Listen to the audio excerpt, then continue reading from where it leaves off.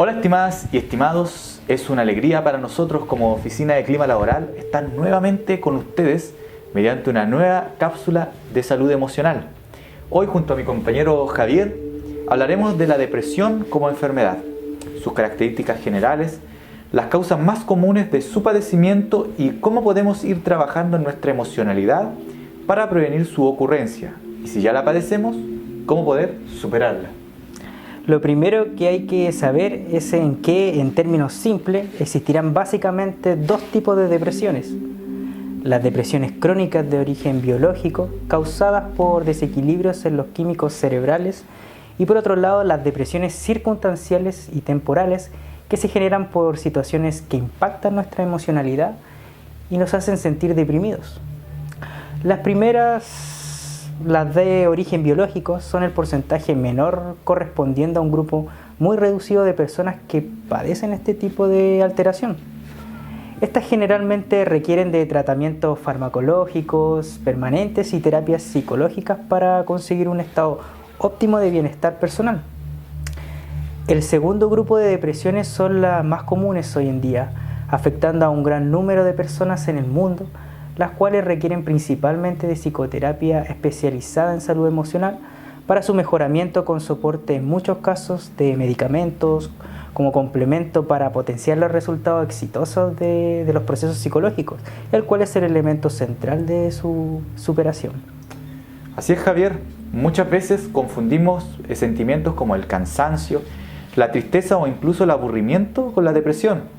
Si bien esta última contiene muchas veces una buena cantidad de combinaciones de estas emociones, en realidad la depresión es una enfermedad de salud mental muy específica y delimitada en sus síntomas. Los síntomas de esta afección emocional se dividen en dos áreas.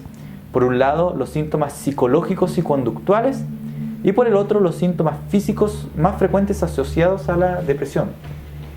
Entre los síntomas psicológicos y conductuales encontramos, por ejemplo, tristeza, ansiedad o sentimientos de vacío persistente en el tiempo, pérdida de interés en actividades que antes producían placer, incluyendo la actividad sexual, fatiga o pérdida de energía mental, también problemas para dormir, insomnio, problemas para mantener el sueño o dormir demasiado, es decir, alteraciones en el sueño, pérdida de la expresión emocional, emociones aplanadas constantes, sentimientos de desesperanza, pesimismo, culpa o inutilidad, retraimiento social cada vez más frecuente, problemas para concentrarse, recordar o tomar decisiones e irritabilidad. Y en los casos más graves existen también pensamientos o ideación suicida, intentos de suicidio o autolesiones. Los síntomas físicos que generalmente vienen asociados a la depresión son, por ejemplo, sensación de tensión interna, reducción del apetito y pérdida de peso, cefaleas o jaquecas, mareos, dolores de espalda, problemas para respirar, problemas del corazón, problemas gastrointestinales, dolores abdominales y una serie de otros síntomas.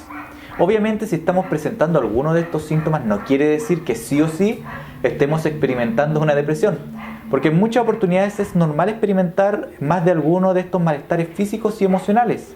Sin embargo, cuando este cuadro comienza a ser constante en el tiempo y comienza a generar un desánimo generalizado en nosotros, es posible que efectivamente estemos ante el comienzo de un cuadro de depresión.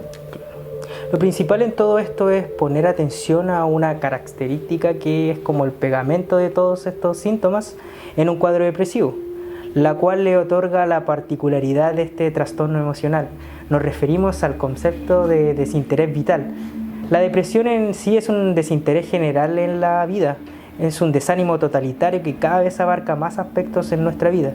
En sí, la depresión es una pérdida de propósito en la vida. Este es el elemento más básico de la enfermedad y, aunque parezca extraño, también es un eslabón clave en su solución. Cuando estamos deprimidos, nuestros pensamientos y emociones están conectados con una pérdida de propósito. Generalmente pensamos, ¿para qué sirve todo lo que hago y lo que soy en esta vida? ¿Qué sentido tiene todo lo que represento para los demás?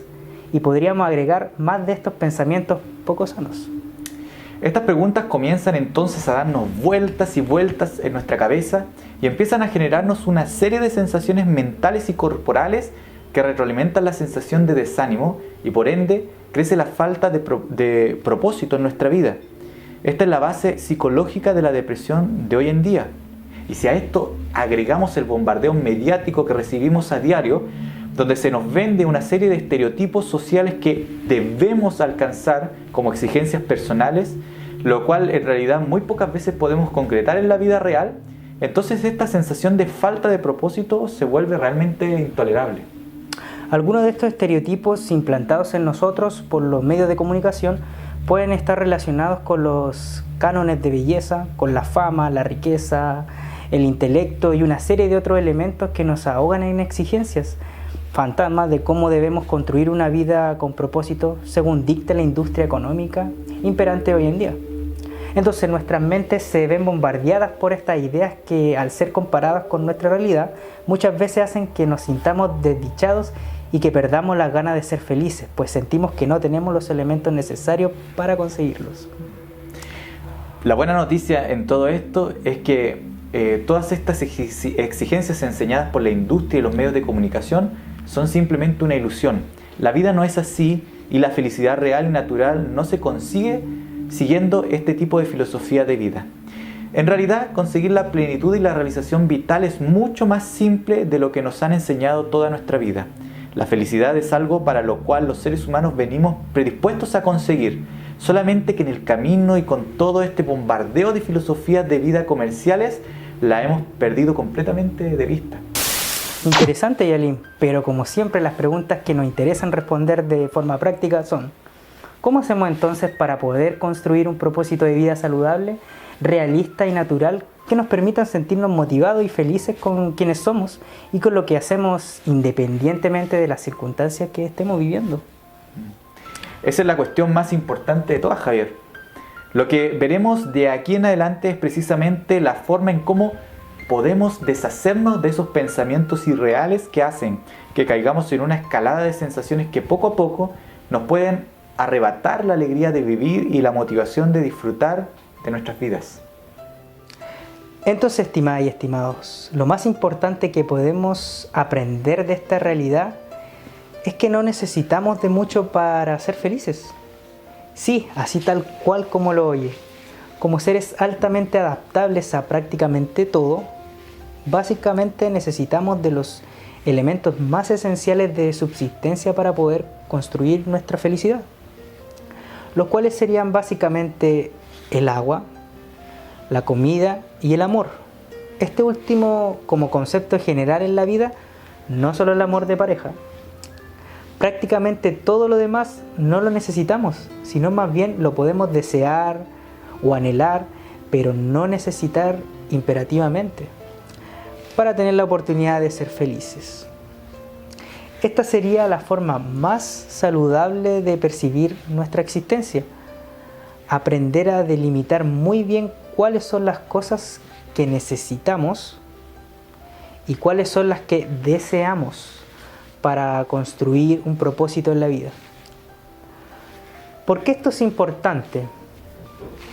Se preguntarán ustedes en sus casos. Por una sencilla razón. Porque algo que necesitamos es algo con lo cual no podemos vivir si no lo poseemos. Sin embargo, algo que deseamos es algo que no nos puede ser de gran utilidad, pero no es de vital importancia para nosotros. Esto, aunque parece un detalle, en realidad marca una gran diferencia en nuestras vidas, así como lo pueden ver. Entonces, cuando comenzamos a transformar un deseo o anhelo en una necesidad, como dice un autor por ahí, comenzamos a vivir una necesititis enfermiza, nuestras mentes comienzan a trastocarse y por ende comenzamos, ¿no es cierto?, a enfermarnos. Por ejemplo, ya no deseo tener una linda figura en mi cuerpo para sentirme bien, lo cual, como sabemos, podría llevarnos a esforzarnos y ponernos como disciplina de vida el ejercicio físico, sino que ahora necesito tener una linda figura para sentirme bien. El primer ejemplo puede servirme como motivación para realizar alguna actividad gratificante en la vida, como por ejemplo es el propio ejercicio físico. pero no pasa nada si no lo consigo, pues los deseos son fáciles de reformular y cambiar. Tal vez consiga desear otra cosa que me ayude a sentirme realizado en la vida y ese primer deseo queda en el pasado. Por otro lado, si necesito tener una buena figura para sentirme bien, lo necesito, entonces si no lo consigo, claramente ya mi vida comienza a perder sentido, pues no tengo algo que yo me he dicho a mí mismo que es de vital importancia para mi subsistencia y valor como persona. Lo necesito. Y sin aquello, bueno, no tiene sentido vivir, ¿no? Claramente. Entonces, ¿se ha preguntado alguna vez cómo personas que han pasado por situaciones muy complejas, como es la pérdida de la vista, la pérdida de la capacidad de caminar o la pérdida de libertad, han demostrado poder aún seguir siendo felices a pesar de estas limitaciones en su vida? Bueno, si ha conocido a alguien así, pues hay muchos buenos ejemplos en el mundo. Esto es nada más que fruto de su filosofía de vida en la práctica. La mayoría de estas personas deben desear volver a ver o caminar con normalidad. Sin embargo, su éxito tiene que ver con el hecho de que han logrado entender y convencerse de que no necesitan de aquello para de todas formas ser felices y tener un propósito en la vida durante el tiempo que vivan en este mundo. Bueno, entonces algunas preguntas interesantes que pueden surgir en este contexto serían, por ejemplo, ¿podemos ser felices y aún tener propósito en nuestra vida en un contexto tan extraño como la actual pandemia que vivimos? ¿Necesito imperativamente volver a experimentar la normalidad que vivíamos antes de la pandemia para seguir teniendo un propósito en mi vida? ¿O a pesar de todo aún puedo ser feliz? ¿Realmente necesito la normalidad o debiera entenderla solo como un deseo o anhelo totalmente modificable? Muy bien, estimadas y estimados, hemos llegado nuevamente al final de esta cápsula de salud emocional. Esperamos que esta pueda ser de gran utilidad para ustedes y ojalá comencemos a poner en práctica todos estos consejos que nos ayudarán a tener una salud emocional mucho más fortalecida. Que tengan una muy linda semana. Saludos. Nos vemos. Chao, chao.